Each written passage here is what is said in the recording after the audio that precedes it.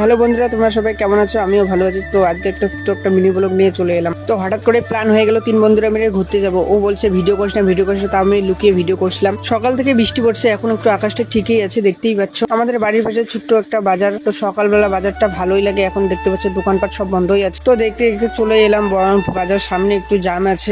তারপর আমরা বাজারটা পার হয়ে এলাম। তারপর আমরা গাড়িতে তেল ভরলাম, তেল ভরিয়ে আবার রওনা দিলাম। হঠাৎ করে টাপটুপ করে বৃষ্টি পড়ছিল হালকা হালকা। ছোট্ট একটা ব্রিজ, আর দেখতেই পাচ্ছ তোমরা আকাশটা খুব সুন্দর লাগছে। ফাইনালি আমরা চলে এলাম, এই সেই ভাওয়াইয়া সেতু বিখ্যাত। আমরা এখন নিচে যাচ্ছি, আর দেখতেই পাচ্ছ আগের তুলনায় অনেকটাই জল বেড়ে গেছে। আর এখানেই শিব ঠাকুরের মন্দির। শ্রাবণ মাস থেকেই কিন্তু এখানে শিবের মাথায় জল ঢালানো হয়, চাইলে আপনারাও আসতে পারেন। মন্দিরের সামনে কিন্তু একটা সিঁড়ি আছে, সিঁড়ি থেকে আমরা তারপর 3 জনের নিচে নামলাম। নিচে এসে দেখে কাকুটা মাঝ মাঝে ভাইগুলো শিব নিয়ে দাঁড়িয়ে আছে, আর জেঠুগুলা দেখছে, খুবই ভালো লাগছে দেখতে। নিচে এসে দেখলাম, ভাই তোমাদেরকে আমি বলে বোঝাতে পারবো না ব্রিজটা কতটা সুন্দর লাগছে।